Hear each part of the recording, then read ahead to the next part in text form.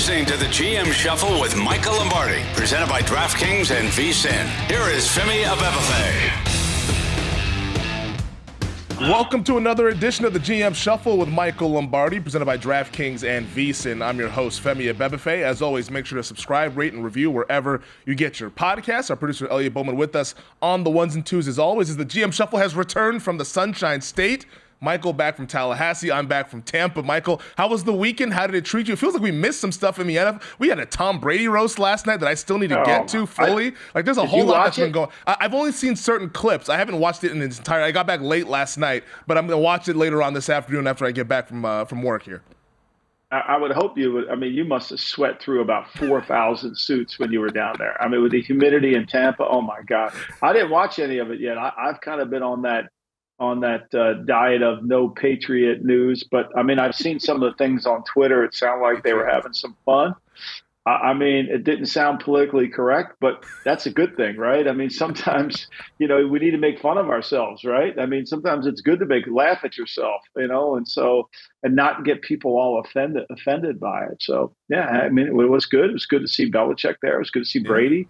Kraft was there. I mean, the Gronkmeister, Edelman, I heard, was sensational. So, yeah, I'm looking forward to it. Yeah. I mean, but the weekend in Florida is always good. Our niece graduated from Florida State. Yeah, great to her, for Michelle. Yeah. Yeah, great achievement. She grew up in Panama and came here and achieved a tremendous success. So it was wonderful to watch her do that and see all the graduates. Had a good commencement speaker. That's the key is you go into those things, right? And you want somebody who was a good commencement speaker or somebody at least give a good message. Yeah. And, so that was good. Yeah, that's awesome. Long day though, man. They always are. So it was an afternoon, because I remember my college graduation was like first thing in the morning, which is one of the reasons why I probably don't even remember the commencement speaker, which is probably my bad after what we did the night previously.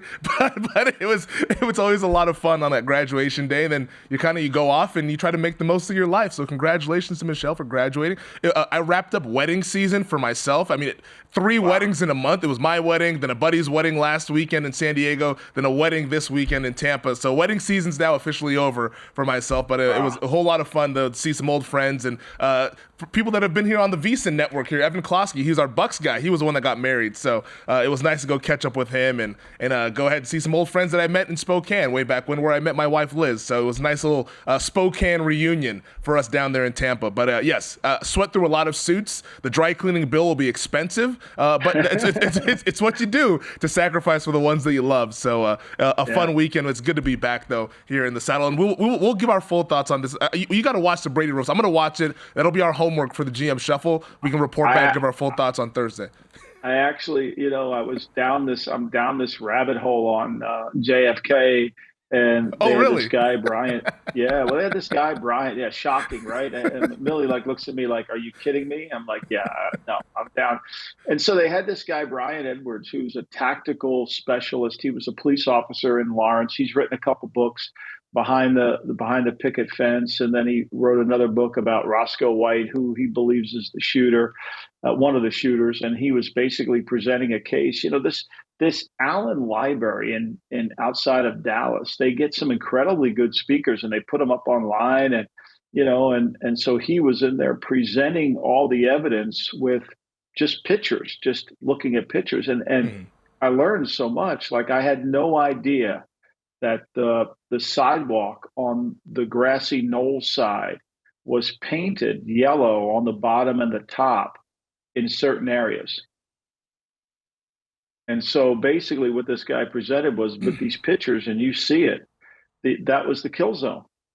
And so for the shooters, they knew when they saw that yellow that the subject was in the kill zone. It's fascinating. But anyway, that's neither here nor there. We had bigger news than that, because Odell, oh my God, Odell signed. Have you slept since Odell has been a free agent? I got the notifications at the airport Thursday when I was just running through. I'm like, oh, Odell signed with the Miami Dolphins, 1-year deal worth up to $8.25 billion. Has to hit a lot of incentives to go ahead and get that. But Odell now in Miami with the Dolphins, and hey, maybe this tilts the scale in their favor in the AFC East. Could this put them over the edge here? But Odell Beckham Jr. now resurfacing with the Dolphins in that offense with Mike McDaniel, Tua, and the rest of the crew. It's amazing that a guy that made the one catch has had this kind of public relations career more than he's had an NFL career. Like, there's actually people, I thought I heard this on the Worldwide Leader, that think he belongs in the Hall of Fame. Like, he's not even in, like, he wouldn't make it to the top 100 candidates of, I mean, first of all, Sterling Sharp can't get in the Hall of Fame. Yeah. Then he's got no chance to get in the Hall of Fame. I mean, if Sterling Sharp, I mean, like, this is not even, like, this is the biggest problem we have in sports, is understanding what's good and understanding what's great. And we keep thinking this guy is great, and he makes a great catch. He's had great catches. I'm not saying he hasn't had a great career, but his career is similar to, actually, as of this point right now, it's similar to Des Bryant's career. Des Bryant played in 119 games. Mm-hmm. He started 99. Beckham started 97. They both, Des had 537 catches. This guy's got 566. I mean, Des was 750 yards, 7,506 yards. This guy's got 7,900 yards. Des has 75 touchdowns, and this guy's 59. So, do you think Des is a Hall of Famer? I mean, this is the most amazing thing. I really think when we talk about these receivers all the time, I would love for people to give out a definition of what is a number one receiver in the NFL. Like, what is that? Like, if I, not that I'm ever going back in the league, but if I ever were if I was a scouting director or a personnel guy, I would basically say, I want you to write down what a number one receiver is. Mm-hmm. And unless you can tell me this guy's a number one receiver, we can't draft him in the first round. If you put that criteria around it. Now, I'm not saying Beckham was a blown pick. I'm not. I mean, Beckham proved to be a really good player, but he has durability issues and all those things. Yeah. But the PR around him is bigger than the pitcher itself. Like, I don't know why you would waste $3 million on Odell, because you've got basically, wouldn't you be better off with anybody over there? Because Tyreek's going to get the double coverage. Waddle's going to get the coverage. Who's ever going to be over there is going to be one-on-one against the third corner or the fourth corner. That guy should be able to win. Yeah. No, I think Odell Beckham Jr., I think, is one of those fascinating cases of making a really good first impression. Has really carried him throughout his career, because like his first 3 years were really productive, 1,300 yards plus in both of those years, double-digit touchdowns, but it's been nowhere close to that sort of production ever since 2016. Last I checked, we're in 2024. Michael Lombardi, like, it's been a long time, and we always say, hey, remember when is the lowest form of conversation, is as our buddy Tony Soprano once put it, and I think there's a lot of remember when it comes to Odell Beckham Jr., and like he's like, this isn't to say that he shouldn't be on an NFL team, and I get it's good for him. Continue your career, but it's like he's just not the guy that warrants the headlines that he typically gets. But I guess here we are, we're talking about it as well, but it's kind of more so setting the record straight on what should be the requirements. I mean, look, he's back to where the boat journey started, so maybe he can organize a boat. But look, I think, to me, and I really believe this in my heart, I think as if you're the GM of the Miami Dolphins, or you're the GM of the New Orleans Saints, or you're the GM of the Tampa Bay Buccaneers, the venue, the area, Atlanta, and we'll get to them later. Atlanta, you got to be really careful about what players you bring that love football and don't love football, because there's a lot of tantalizing stuff to do in Miami. And if you've got money like all these kids have, you can do a lot of different things, and football becomes a back burner. And to beat Buffalo, to beat Kansas City, to beat some of these good teams in the AFC, Miami's going to need to have this kind of unbelievable, unified, all we care about is winning. Yeah. And I think every distraction, the cost benefit of this, what is the cost benefit of Odell? What are we really getting? I mean, I think the difference is, you think, well, we're getting an experienced player. Well, great. But to me, what are the benefits of it? Is he going to work hard? Is he going to make sure the team's in line? I mean, those are things you got to ask yourself when you're putting the team together. Like, will this become a distraction? Will he get in the huddle and want the football? Like, I just think, to me, it's like, of course it sounds great. You make the world ticker on that. I mean, I was in Tallahassee. You thought the world came to an end because Odell's signed. Oh my God. It's like, geez, are you kidding me?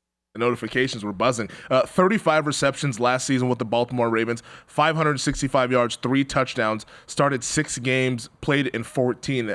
Dealt with those injuries. Like you said, durability is a concern, and that's the concern for him now. He's just a year older.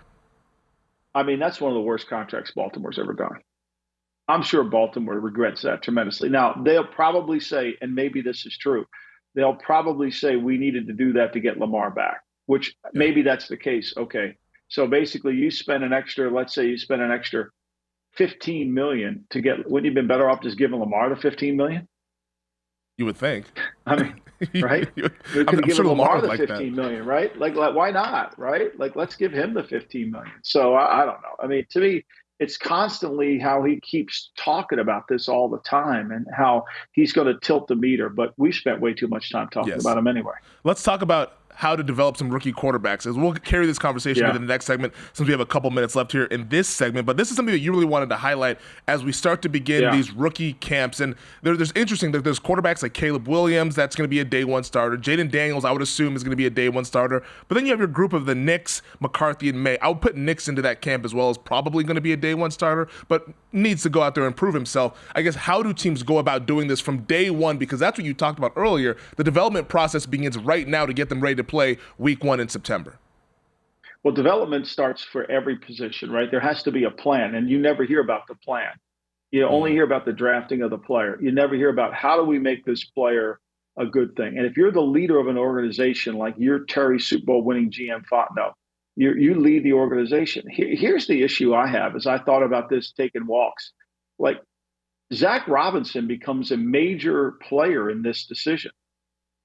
Because if they lose Zach Robinson to a team, and I'm not sure Zach Robinson can become a head coach or is a great complete, can develop talent. But if he walks away, where does that leave? Where does that leave the development of Michael Penix? It's not going to affect Kirk Cousins at all, right? But what's going to happen is how we're developing this player is attached to the organizational values of player development. And that's where we have a fallacy and we have a fall short entity, because there is no Fontenot, Super Bowl winning GM Fontenot, he has no plan. He just is giving the player to the coaches. And when you do that, all of a sudden the margin of error opens up really wide. We'll talk about this more in the second half, but I think to me, this is probably the hardest factor that teams don't consider.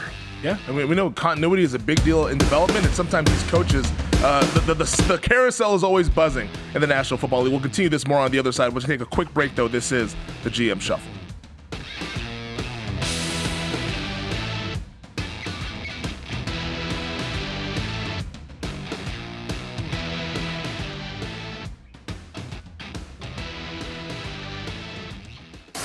You're listening to the GM Shuffle with Michael Lombardi, presented by DraftKings and VSiN. Here is Femi Abebefe.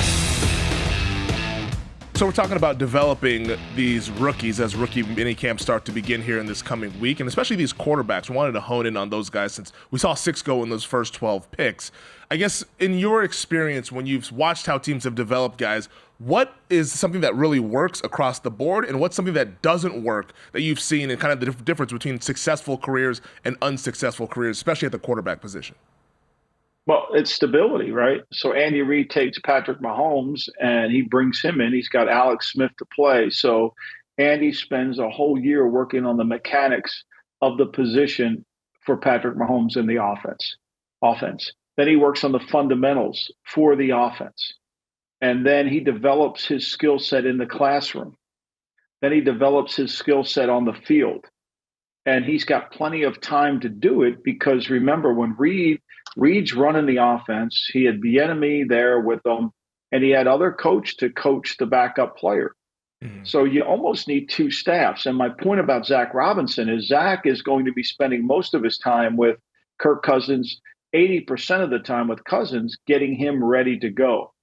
But who's teaching Penix how to become a pro? Right now, Penix is an amateur. And to become a pro, he has to become and develop. He has to get this, and he has to work on mechanics, fundamentals, classroom, on the field. And then how much time is allotted for that, right? And then if something changes, if they leave, like this isn't going to be a problem for Bo Nix because Sean Payton's not getting fired. It's probably not going to be a problem for J.J. McCarthy because he's got Josh McCown there and Kevin O'Connell is going to be the head coach. So the system of offense isn't going to change. But because of the subcontractor rule in terms of hiring a head coach, Raheem Morris isn't walking into the offensive staff room saying, okay, here are the mechanics for the position. Here's the fundamentals for the position. Here's how, Neither is Gerard Mayo. Mayo's got 27 people on his coaching staff. He's not walking in there saying to the offense, "It's Alex Van Pelt and Ben McAdoo are doing it." He's just in charge of putting signs up on the wall and talking about other. He's not running the day-to-day operation of the team.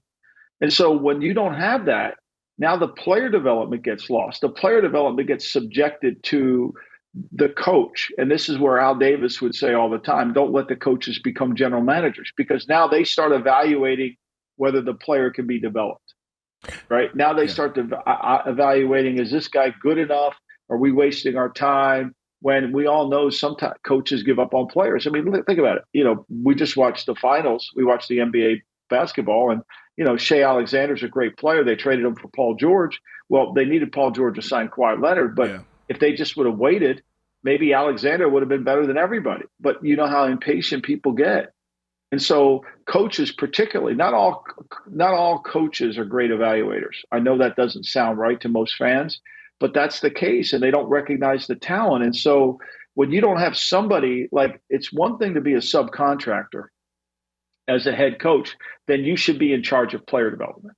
Then you should be in charge of, okay, I'm in charge of the scout team. I'm in charge of all these things, because somebody's got to watch over the player development. It ain't going to be Super Bowl winning GM Terry Fontenot. He just handed the player to Raheem. Do you think he came after they drafted him? Do you think he presented on a piece of paper the actual game plan on how we're going to develop Michael Penix? That's his job, but he's not going to do it, because then he would be stepping on a coach's toe. And do you think it's entered his mind that who do we have behind Zach Robinson? Okay, do we have? We got Kenny Zampese. Well, Kenny Zampese's been, he could go to another job in a moment. Like, they're all just mercenary soldiers. Like, who is institutionally putting in the fundamentals that are needed for the Atlanta Falcons to last 4 to 5 years? See, this is what's missing. That's part of being a general manager, right? And so if the head coach can do that and he's running the team, then great. If he's got stability within the framework. But most of them don't have stability, and there's no plan for a player. We drafted Charles Haley in the 4th round. Nobody knew who the hell he was, but the minute he walked in the building, Walsh gave Bill McPherson a plan for what we were going to do with Haley. Here's the plan, and here's how we're going to develop his skills. It's the same thing we did with John Taylor, okay?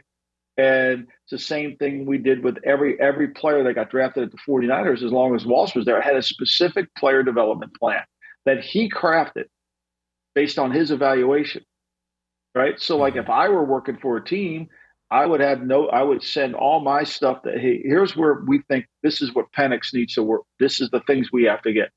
And you got to have milestones. Like, he's got to achieve this the course of the year. Because if you're just sitting in there and he's just watching Kirk Cousins, there's no goal setting. There's no way. How do I know I'm improving? How am I getting better? Yeah. If you don't have that lined up, how are we getting anywhere? How are we making progress toward the ultimate goal? This is what's called second order thinking. Is anybody doing that down at Super Bowl winning championship city, Atlanta? I don't think so. They're just taking players. That's the difference. You're just taking players. Like, there was a lot of consternation at the Raiders draft, a lot of it, right? A lot of people were, there's a lot of stuff that's come out. They fired a lot of scouts in Las Vegas. So there's obviously a lot of people talking around the league about what actually was going on inside that draft room and what was happening. And, Mark Davis was in the room and there was some conversations back and forth. Telesco's he doesn't really talk to very many people in the building. And so there's a lot of kind of what's going on out there. And, and that's a hard thing to do when you don't have communication. Like, how are we playing this player? And Antonio Pierce is just, he's just going to motivate. His job is to motivate the team. It's a hard thing to do. You're competing against teams that have player development systems. Well, so I want to get into that because there's a couple things I want to ask you. But this Raiders thing, it's interesting that you bring that up. I think most fans would be like, "Whoa, what's going on there?" So is that a situation where Telesco and the scouts are not seeing eye to eye on the prospects, or they're not seeing eye to eye on the plan about how they go? Because they have their draft class, they're all sitting there in the war room. I'm not sure how many of the scouts are in the war room, but at least Telesco's in there saying, "Hey, look, this is what we're going to do." Is that just because? No, I think explain. How does it work? I think that was way too many. I don't think Telesco's talking to anybody from what I'm told. I think he's kind of very quiet. In fact, I was told that when they were having draft meetings that Telesco was in his office Zooming while the scouts were in the draft room. Okay. I know that sounds strange, but that's what I was told. I was also told that the scouts stayed through Sunday of the draft week and left Monday. And then the ones he fired, he never talked to them in person. He fired them on the phone on Tuesday. So I don't think he wants confrontation. And I think there's very few people that feel like he listens to it. Like, I'm sure he'll bring in his people. But Tom, I don't know Tom at all. But Tom's, from what I'm told by the people that were in the room, and I think Mark Davis was one of those people that were confused about taking a tight end. And so, it sounded like it was uncomfortable. Now, how are they going to make it work, right? How are they going to make it all work? We'll see. But Bowers, this is nothing. Again, Penix and Bowers are good players. Yeah. This is not about that conversation. This is about player development, team building, and how we're going to handle it. And I think, to me, if you talk to people that were there that are no longer there, then I think there was a little bit, and it's natural, right? When you come into your first draft with a bunch of people that you didn't hire, It's a very challenging situation, right? And you've got a system of player procurement that was in Las Vegas that is completely different than the Bill Polian system that Tom Telesco grew up in. Completely different. You could not be any more opposite. You could not be any more opposite. And so, I think that's a hard thing. And I think, and somebody's got to bring this all together. But if the GM's not communicating with a lot of people, including the assistant GM, it talks to very little people. They just basically, there was a lot of conversation within the room. So I think that's the hard part. And this lends itself to player development. That's why we bring it up. Well, I want to ask you, how does age factor into player development? Because is this a situation where the Falcons and maybe even the Broncos thought, hey, and the Broncos' situation is a little bit different because I think Nix is going to be playing week 1, would be my guess as of right now. But for Penix, was their thought process maybe, okay, he's played a lot of football, he's going to be 24, we think he's further along than your average rookie, say a McCarthy or a May, to where we don't need, they're not going to be ignoring him, but it's like, hey, we don't need to be like a caretaker as if this was a 21-year-old quarterback. Does that sort of factor into it a little bit here, to where we feel comfortable having him sit behind Kirk because he's ready to go, 24 years old, and he can play if we need him to play in year 1 or in year 2 or maybe 4 or 5 years down the line, as Terry Fontenot said? So it's marrying the system and the fundamentals and the techniques to the player's skill set. So right now, all Michael Penix knows is Caden DeBoer's fundamentals and mechanics within his system. And so now Zach Robinson has to come in and teach him what he wants within the framework of his system. And those mechanics and fundamentals, think of it as a golfer's swing, right? You have a certain swing that you went through all of Texas and you played championship golf. But to win a championship, somebody said, look, that swing's not going to hold up, right? So we're going to have to change your swing a little bit. We have to make some of these modifications. And even though they're small changes, they take a long time to kind of get your brain to get honed in on exactly what has to happen, because you're so used to doing it another way. And what I'm saying is, if Robinson leaves in year 2 and Penix is sitting there, now he's got to learn another system of mechanics without the reps and reinforcement. Whereas Alex Smith was playing and Mahomes just generated right in. Yeah. There was a program of player development. People say, everybody uses this, well, let's wait a year. The waiting of the year that's just wasted words. The waiting of the year doesn't mean anything. It's how are we, the year must be developed from mechanics, fundamentals, classroom, field, time allotment. And it has to go from the day he walks in at rookie minicamp and all the way through next off season. And there has to be milestones on how to get the player better. And if that doesn't occur, then you're just hoping the guy turns into be a good player. Mm-hmm. It's kind of like school in a sense. It's like you have these, like you're graded exactly and you're doing school, that. Yeah. And you need and when you go to school, what happens when you go to school? You have a teacher has a plan, a teaching plan. Yep. That's what I'm trying to get to. Does Terry, Super Bowl winning GM Fontenot, have a teaching plan for the quarterback? Or he's going to rely on Zach Robinson, right? And then who's monitoring the teaching plan? Yep. Who's grading the teaching plan? Who's making sure? So that has to all work in harmony. And if you're not communicating with everybody, if everybody doesn't understand it, like you got to have somebody. And if Zach Robinson leaves, oh, we're fucked. On the other side, we're going to wrap things up here on the DraftKings Network, but the podcast audience, hang with us. I want to ask Michael about what happens when these plans fail and how it impacts these players and their careers moving forward. And we'll get into some other coaching news as well here on the GM Shuffle.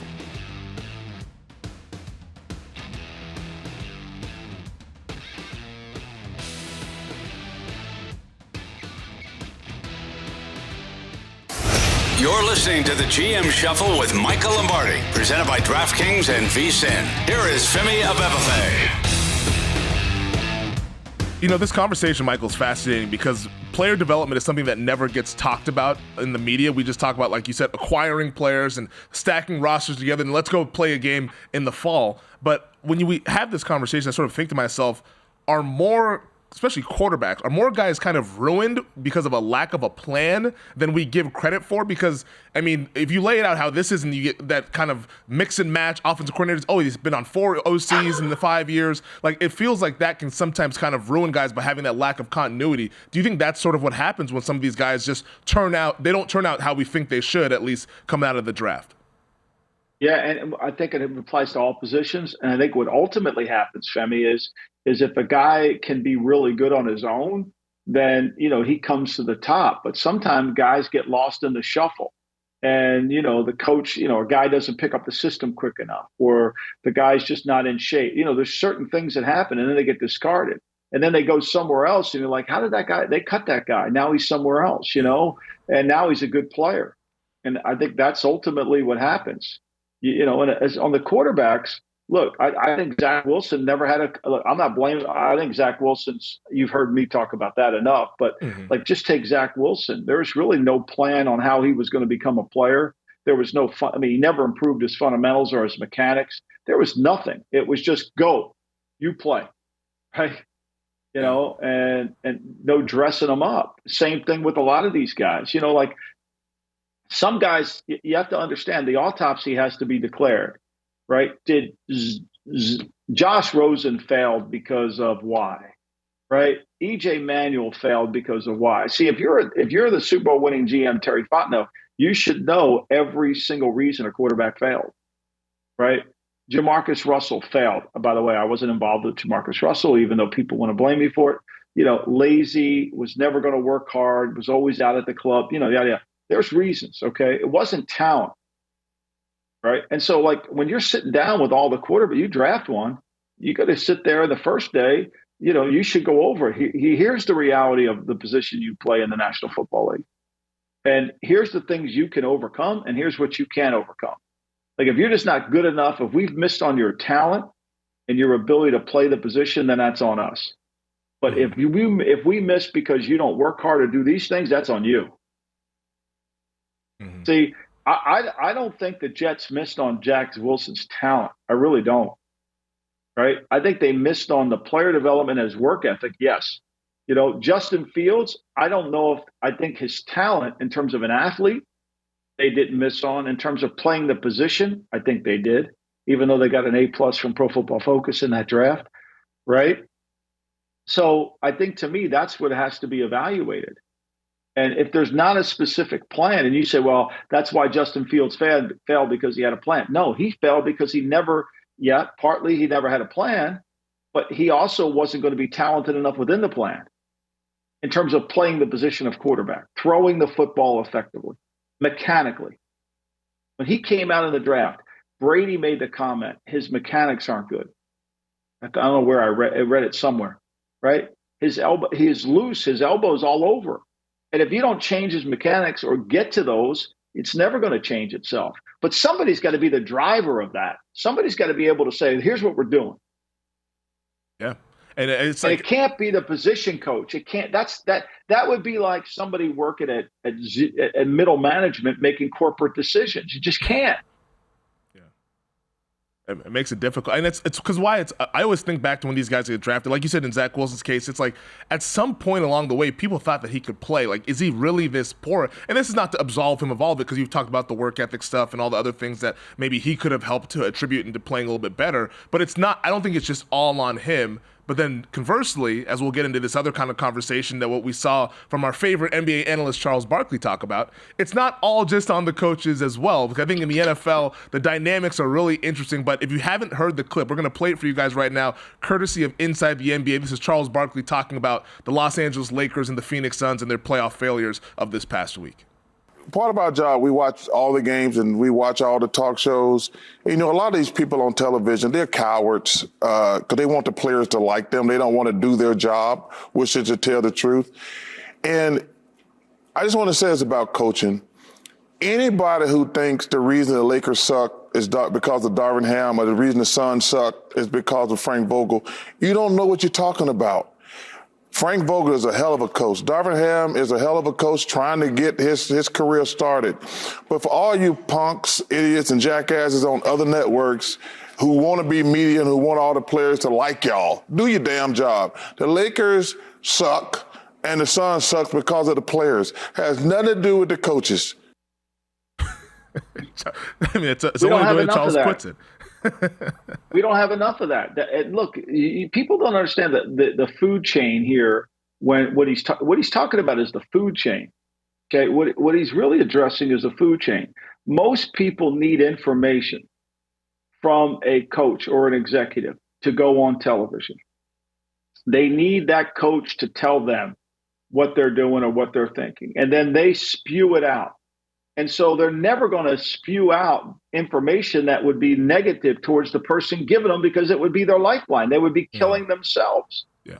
See, Barkley doesn't need to call anybody on the phone to say an opinion. He could care less. He watches, he gives his opinion. So he is truly no filter. But we have so many of them that get on there that have to, hey, tell me what I should say about this, or what do you think about this? And so, you get certain, even coaches, like you would think like somebody who's been a head coach in the league who works for a major network and sits on a Sunday night show would have thousands of opinions, but they don't because they call people and they ask them and then they spew because they're either trying to get another job or B, they're just protecting their friends. Yeah. Or they need that information to be able to sound smart. And that's the problem. We have none of this. And so what he's right. I mean, like if you watch the NBA and if you're a GM in football, you clearly see that the older players are dying late in the year and they just don't have the same zip to them. And you got to stay young. And that's a delicate balance of staying young and being competitive as opposed to going old. All old players, and I think Brett Veach does a great job. But what he said about Travis Kelce, yeah, he looks like he's 30. He doesn't look 36. Yeah, this is May. He'll look great in August too, but in November he's going to look 38, not 36. He's going to look 40. It's going to be hard for him. It's just human nature.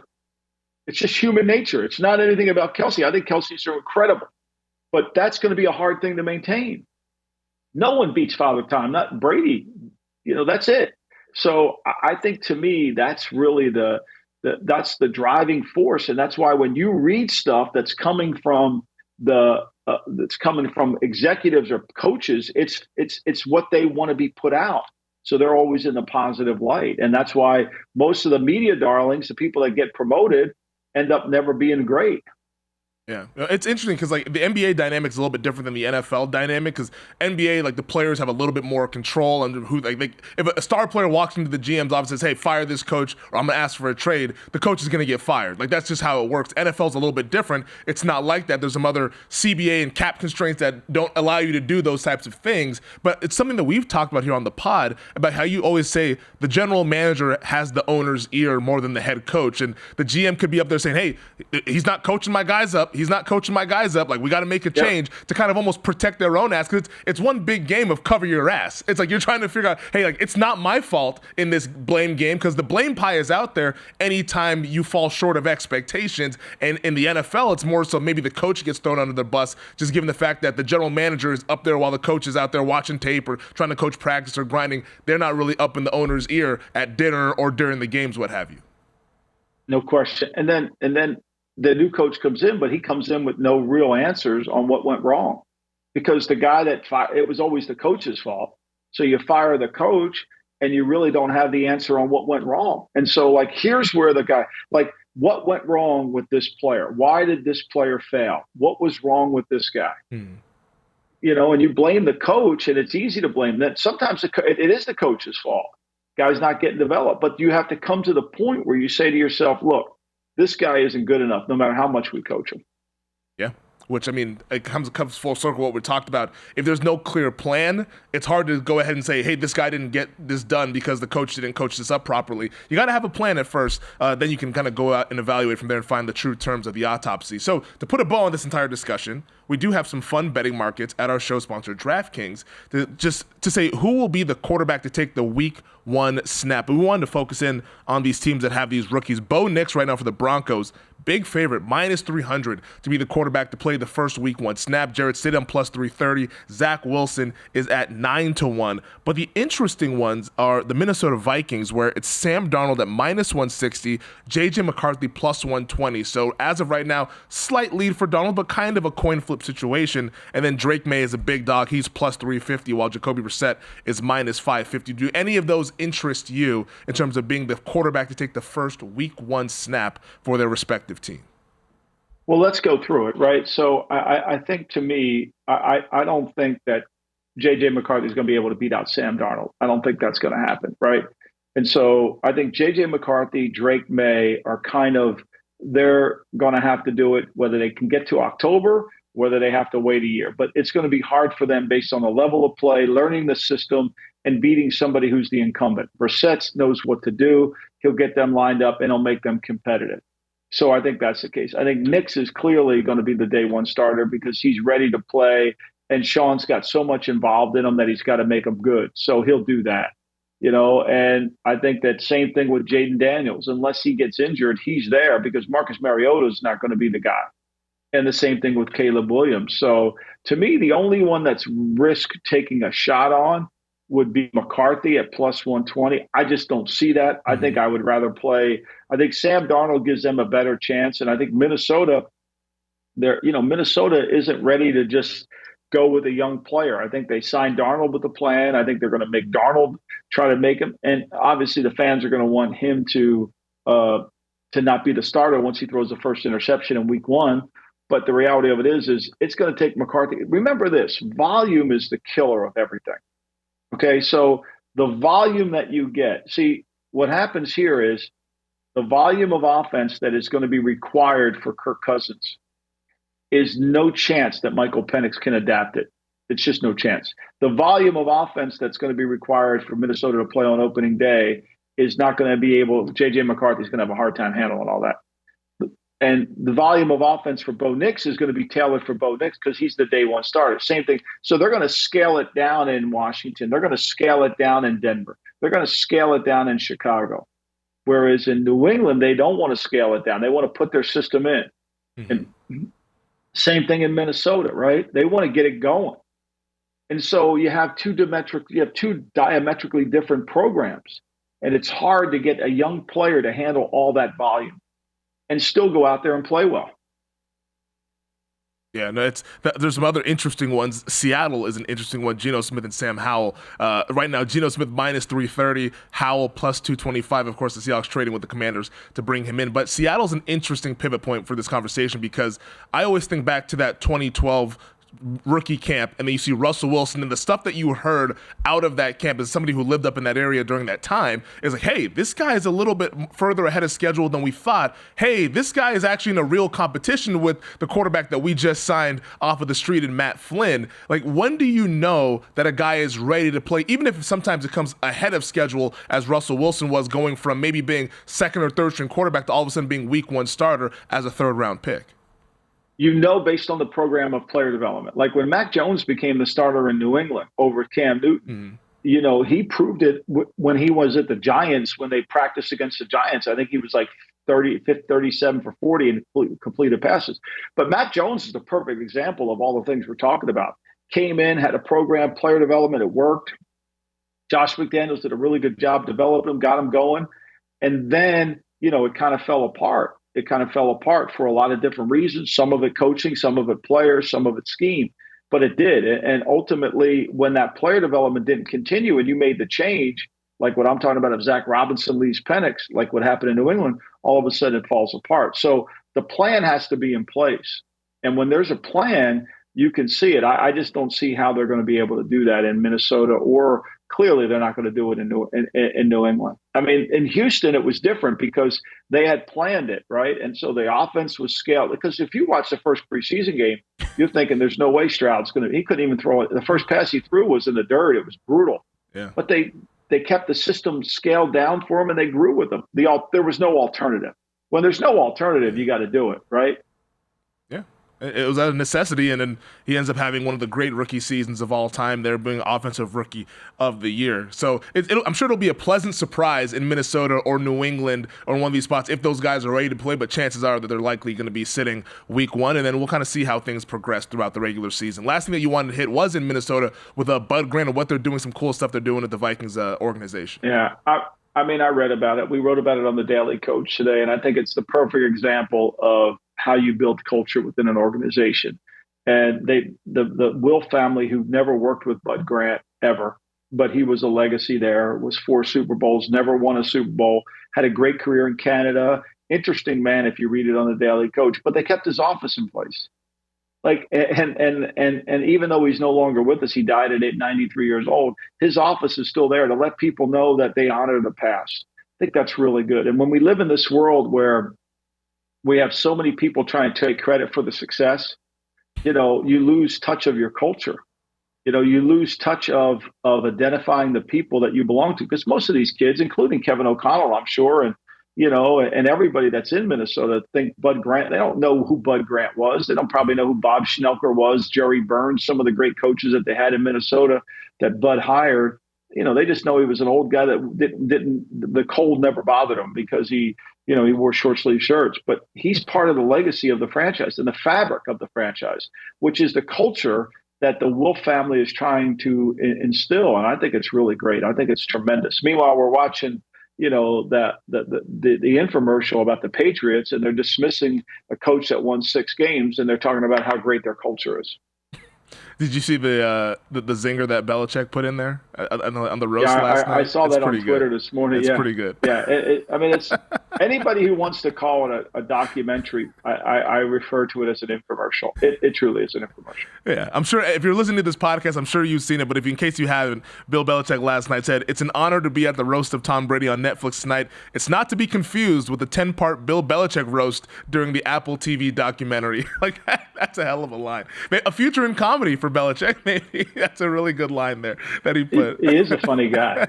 That's pretty good stuff. I'm glad we're starting to see it. We're starting to see it now. So it's one of the cool benefits. I'm sure he'd love to be coaching, and we obviously would love to see him coach, but this side of him is fun to see as well, because those of us on the outside don't get to see it. I'm sure you've seen it, but those of us were learning about what he's all about.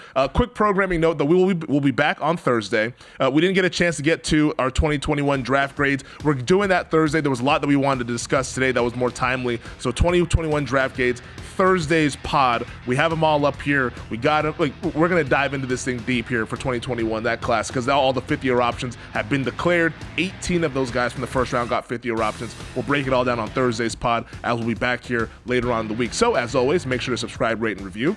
Thank you to our producer, Elliot Bowman, with us on the ones and twos. Michael, I will see you on Thursday for another edition of this bad boy. And I will see you. I'll be in the office today. We're doing GM Shuffle. We're doing the show together. Yes, sir. So we're looking forward to it. See you in an hour. Thank you, Femi. All right.